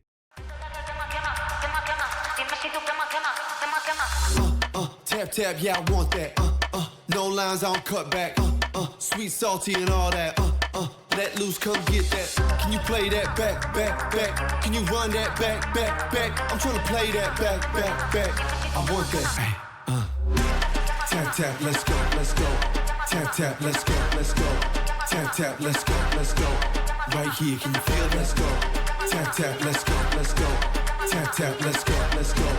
Tap tap, let's go, let's go. Right here, can you feel that? Ooh, you feel that? Ooh, the real back. Ooh, I'm still that. Ooh, you catch that? Ooh, I guess that. The best back. Yeah, yeah. 30,000 up, I'm a pilot. Might jump out if I'm wildin'. Catch my flow, I'm so stylish. Tap tap, real smooth. Can you play that back, back, back? Can you run that back, back, back? I'm trying to play that back, back, back. I want that. Tap tap, let's go, let's go. Tap tap, let's go, let's go. Tap tap, let's go, let's go. Right here, can you feel? Let's go.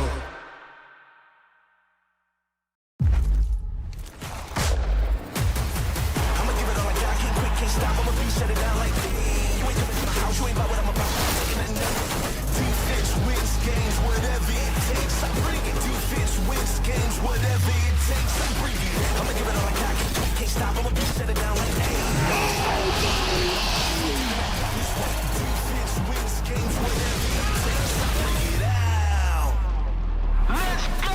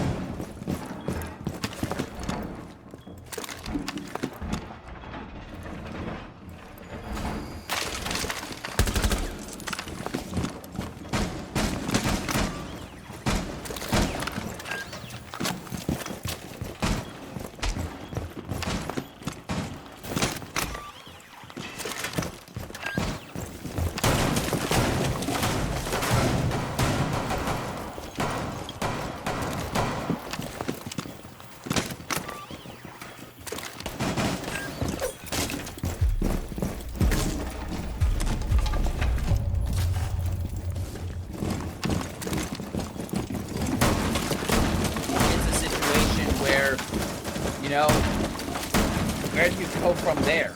That's the thing that I'm wondering is, you know, how do you move past that? You know, a rough push and really kind of being funneled there. And that's one of the worst funnels, honestly, on this map. Second only to, I would say, probably, you know, pushing into office for the second floor site. And already we see Vinka going down. Oh, another run out, securing the kill. It's still an animation for the get up time. But we do manage to pick one down. That's going to be ABC going down. So it's a 1-for-1. Not too big losses. And wow, the perfectly banged wall bangs coming in from Kizo. Manages to get it down onto Tubrow. Don't think they know it yet, but that's still big regardless. Does get the res. However, it's significant damage. One bullet, and they are down for the count. So it looks like they are prepping to get that wall open. Tubrow looking to stall that out, give it more time for the bandits, but Kizo's going to be able to pick up another nice K9 push, and it looks like they are pretty much on site, except that was a rogue push, and we see Kizo get completely shut down there. I mean, that was gutsy. I like the initiative, but we all know that wasn't going to go anywhere. So now we're at a 3v2. It's looking pretty down for numbers with how little time is remaining. Another one goes out. Now a 1v2. You're going to see a pushback from Tubrow, bringing it to a 1v2. The aggressive push paying off as it's not out of the picture quite yet. It's still very low HP. All it takes is mistiming, and he'll be out. Kirkwood Blue finally start making a comeback. Kirkwood Blue with a nice round and open wide there by Kizu, able to get 3 kills. Got a little bit too aggressive there, trying to swing in for the last couple onto the bandit in the tuber out with a nice crossfire, able to shut down that Twitch. But the damage was done. Dakota State going to go back upstairs, so these teams having a little bit more of that textbook stubbornness that so many teams do, doubling down on these bomb sites after they lose them. I love to see it. I like seeing the confidence out of these teams. It looks like a pretty similar setup as well, and of course the same exact lineup on the attack. They did pretty good in that last round. I'd be interested to see if they attack the same way. And for Dakota State, if you remember back to their first offensive round, they only held the top floor for about a minute, maybe a little bit longer, so they're having some trouble keeping these attackers from Kirkwood out of the second floor of this building. I'm a little bit surprised we don't see a pivot to a different bomb site, but we'll see how this one goes. Certainly a lot of confidence on that side from Dakota State. Well, I mean, if you look at how they are holding Library and Mezzanine, just kidding, they're not holding it at all. That, I think, is probably one of the biggest mistakes that Dakota State is making right now, is that they're not holding it. Of course you're going to lose office immediately. You're not fighting it. You're fighting against them, not around them in any way, shape, or form. And when you have no eyes on double window or anything like that, you can pretty much just walk in so long as you see the opportunity is there. And for a second floor, that is disastrous, right? You want to have a hold on Library. There's a reason that it is one of the biggest power positions on this map. In fact, I would argue it's pretty much a site in of itself in some regards, other than the fact that it's not a site because of how crucial it is. And Dakota State's giving that away for free. Dangerous. And speaking of dangerous, you've already got Finka pushing up deep into basement, and wow, got Valkyrie playing really aggressive here. Gets a little bit of pot shots. Now gonna be stuck all the way in garage, and nice hold coming in from Valkyrie to take down Finka. That's an immediate player disadvantage, and with no one to refrag either. No droning, nothing. Frost taking another as well. This is a really rough start coming in from Kirkwood Blue. 2 players, both solo, swing on their own, go out.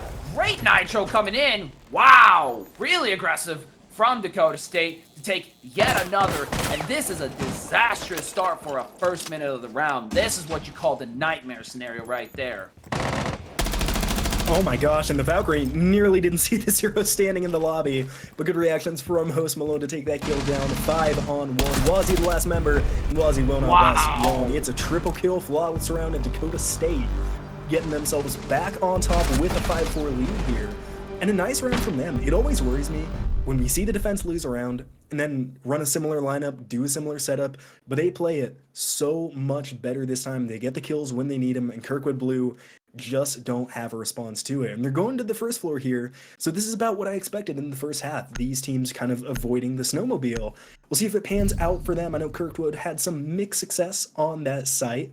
We'll see if Dakota State's choice pays off. And of course, on this one, we saw it first round. We'll see it here again. The upstairs hold is going to be crucial, but Kirkwood Blue have shown they can push out upstairs. They just need to not lose bodies in the process. And the big thing to kind of keep in mind there, too, is that Dakota State kind of played some mind games there. Recognized that Kirkwood Blue was given a lot of freebies when it came to taking space. So what did they do instead? They said, screw it. They're going to think they're going to get a freebie, and that's where we catch them. Nitro out, 2 swings coming out from the outside. Very aggressive plays coming in from Dakota State. But they can afford it, right? Because they gave Kirkwood Blue an assumption. Yes, it was at the cost of a round, but you had an easy fallback because you can take that assumption and pretty much run them into the ground, which is precisely what we saw there. So you don't want that to come at the offset of a round, but regardless, it allowed them to recruit, keep their lead, and so this is where things get interesting because we're now playing onto the first floor. This is going to be kitchen, and the last time we saw that, Kirkwood Blue funneled and collapsed, right? They didn't really have any horizontal to play around, and the second floor take did not go well for them. So, will it be a return order? Chaos for Kirkwood Blue. So far, looking like the answer is yes, as we already see Kizo going down off the jump. That's going to be twitched. So getting down those kids is going to be a lot harder, and that's going to slow down Kirkwood Blue significantly, as it's going to be up to Maverick to get those walls open. And when you're doing that over a soft floor, that just breeds more opportunities for more tragedy. Already off to a rough start. Especially without that 417 now, if you remember, Kizu was the one that cracked a hole in that defense in the lone attacking round they have so far. So losing that gunner early, not going to be fun. Luckily for them, though, they have a Ying and they have a Fuse. They have a lot of Chaos tools that's going to put an insane amount of pressure on Dakota State if they're able to get that Util off. Almost acting kind of like a 5th operator. You know, you're going to have to be careful of sightlines. You're going to have to be careful where you step, where you look, just like you would if the 417 was still in Kizu's hands here.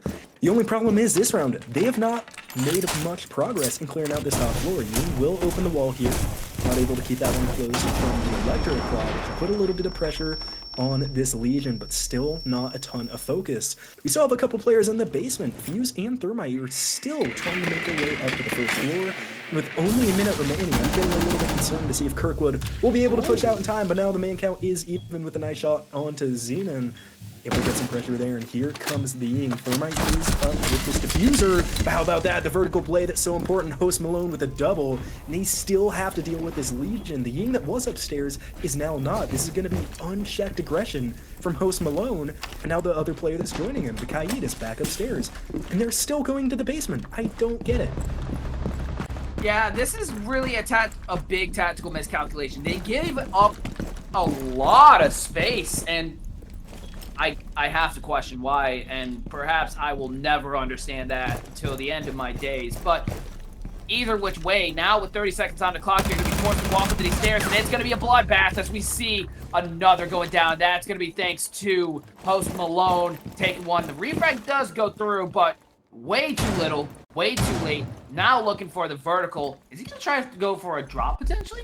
Gutsy does manage to catch out Cade, and so there could be an opening, but with 10 seconds remaining, if there's a hatch open, he's gonna have to drop it pretty much right now.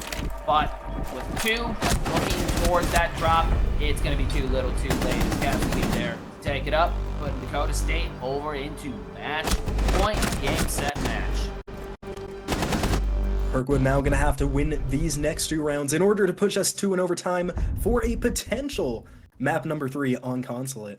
And I gotta say, I'm a little confused on the way that attack went. First of all, the thing that allowed them to do pretty strong on their first time attacking this site was clearing out the top floor. They did it with a decent amount of time to spare. They had a chance of putting the diffuser down before the kills just really didn't go their way in the last few seconds. This time they just ignore it completely, go through the basement, which I'm still unsure about why they were doing that. They switched up the direction they were attacking about 7 or 8 times, and you're not going to make any progress if you keep doing that. Kirkwood Blue now, they're on the brink. They have to pull out something here in order to put themselves on that point and attacking the basement. Still, despite its unfavorability for some teams, difficult site to attack, especially if you can't get open that wall. But luckily, they're bringing a lot of tools to do that. The Twitch, the Maverick, the Thermite, they should be able to get it open. My worry if I'm going is walking into this Warden. Host Malone, 7, and I believe that's 3 so far since the rehost. One of the best players so far this set, and now with an operator that just excels in empty space, it's going to be a tough one to deal with. Yeah, this is going to be a real frustrating situation for Kirkwood Blue. Getting any kind of progress and any kind of grounds, really, I think is going to be kind of the struggle point. Because basement is one of those sites, you have to hold it aggressively. And so, Kirkwood Blue is fighting against the ideal situation. And wow, already, Host Malone, hello, Billiard double window spawn peak. You can't keep the demon held down. I mean, you can try to exercise him all you want, but so far Kirkwood Blue is not having any luck with that. They isolated him once, and they haven't done it since. Or maybe that was Icy Falcon on the other side. I think it was Icy Falcon. But either way, now you already got another swing coming in towards K9. Tries to go for the sneak in. Doesn't work. Catches the down. That's the double kill.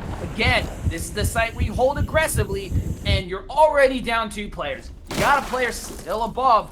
This is indeed a tricky situation, and he's already looking another with that melee hole, and he takes it too with a triple kill.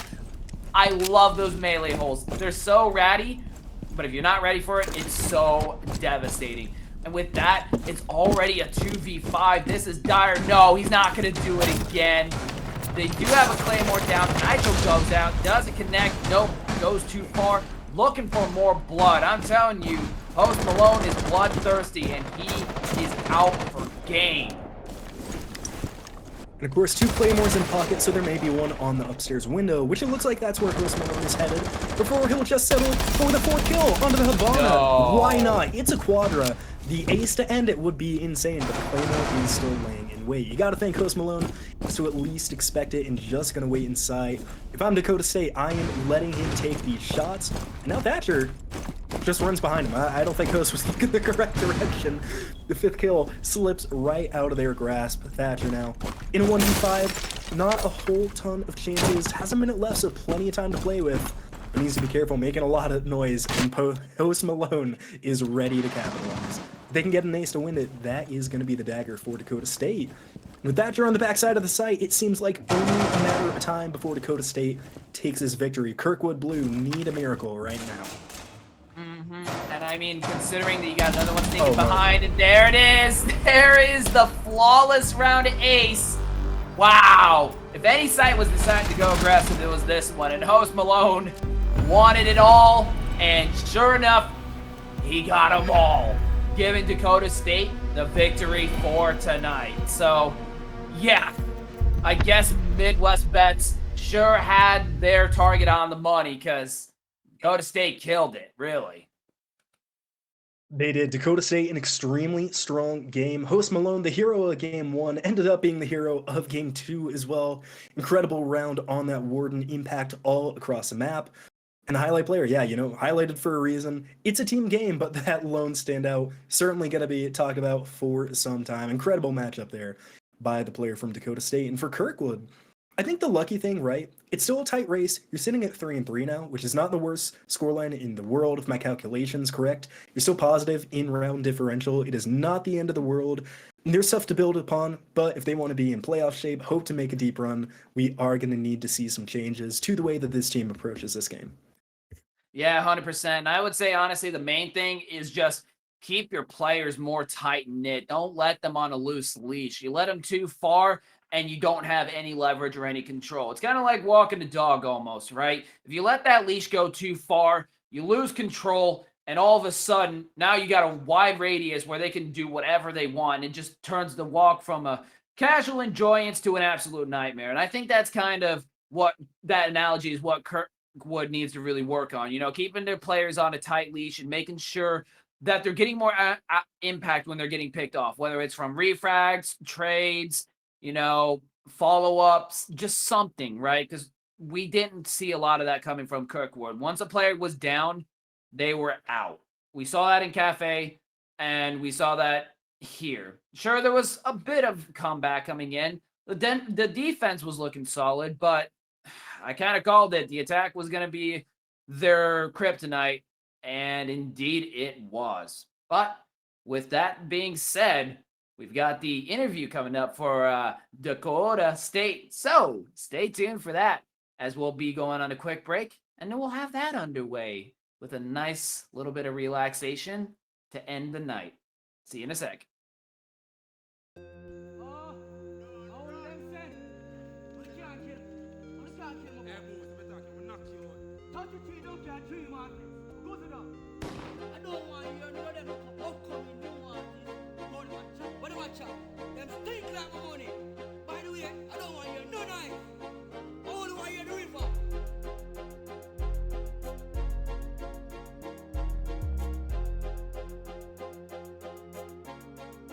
Then on the beat.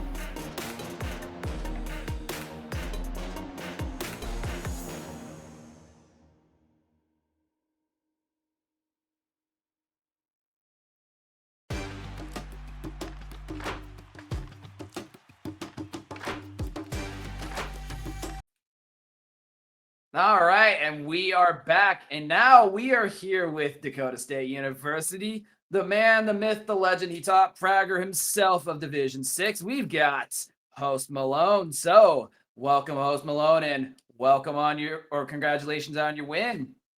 Thank you. Thanks for having me. So, yeah, good. It's good to have you here. So, I obviously, the first question that I'm going to have is, what were you doing to them on the last round? Holy moly. I mean, it was a correct call. You're on basement, minimize setup, going aggressive. Were you really gunning for that, ace there, or was it just more like try to get as much damage as we can so that way they can't get a setup and close it out? What was the mindset behind doing the works to them? I was trying to cover the over-under spread, not going to lie. I knew it was close and I wanted it, so had to help Void out and make sure he keeps his points. Fair enough. Going over to Cafe very briefly, what were your thoughts going into that map? Because that was a pretty sweeping and decisive win for you guys. Were you expecting it to kind of play out like that? What were your thoughts going into that map one? It seemed like you guys were pretty well versed, minus some choke ups on the attack, but otherwise it seemed that it was going pretty dang well going into the second half. Yeah, we hardly play Cafe. I was fully expecting to come into the series and just go to map 3, given Cafe, the one time we played it was against a team that knew what they were doing, and it was the first time we had played it in a while, so I was expecting it to be a little bit of a rough showing, but I was able to gun on Cafe this time where last time I wasn't, and I think that was part of the deal, and we had a substitute that is pretty comfortable on Cafe today. So was he doing that substitute of yours? Who was that? And were they doing some of the shot calling for Cafe? Because you guys definitely played it pretty well, I would say. The sub was Melts. He's actually a COD player, so we got him to play today because they're on spring break. They didn't have a game, so we had him fill in for Nuko. And he's a pretty new player, but he's comfortable on Cafe, so I wasn't too worried about him on Cafe. And then we just kind of played default and hoped we could outgun him on Cafe, so we banned Castle. Gotcha. Yeah, the Castle ban. Kingfisher, I'll let you, if you want to kind of follow up on that, because I remember we were kind of surprised by that, and let you get your questions in. Yeah, obviously, weren't expecting a castle ban. Like, maybe not always the most incredible standout operator on defense, but I mean, I won't question it. It certainly worked out for you guys. And speaking of standout, I think across the series, we were talking about you a whole ton, right? Obviously, we're doing insane. We're leading the team very well. You were one of the players we talked about coming in with such a high rating for the team. How does it feel to kind of be able to be that catalyst for the team? I'm sure any player can step up when they need to, but that's got to be a good feeling, like being the one to lead that charge, right? Yeah, it's nice being one of the better players on the team, but at the same time, it'd be nice to, if all of us had like insane level of skill, that way we could compete in a higher division. It's not always super fun down here because it's like half the time it's me versus a bunch of people sometimes if we don't really know what's going on in a game and people are just dying when they shouldn't. And some of the game sense isn't always there for me, the whole team, all of us included. I've seen all of us do some dumb things, but I try to teach them as much as I can. I try to just tell them what they should be doing after a round where we should have won that we lost and stuff, and just try to come up with some strats that everybody can understand and do sometimes. But it's not bad. It's a fun time. Yeah, well, luckily for the team, they have you. You were looking absolutely unstoppable today, and everyone on the team had their moments. You always love to see that, at least from our perspective. And then I think last question I got for you. The season's winding down, right? Only a little bit of time left. I want to know, how are y'all approaching the end of the season, the possible postseason? Are you cooking up new strats? Are you training on what you know, trying to get concrete? What's that process kind of look like from a player perspective? I mean, we had a pretty consistent schedule of scrimming and stuff before 3 of us went to Boston for SI, and we've been trying to get back on that schedule there. And I think coming up here soon, we're just going to try to get a bunch of scrims and start working on expanding the map pool a little bit more and just get ready for these games with these tougher people that we know we're going to have. Okay. So Well, yeah.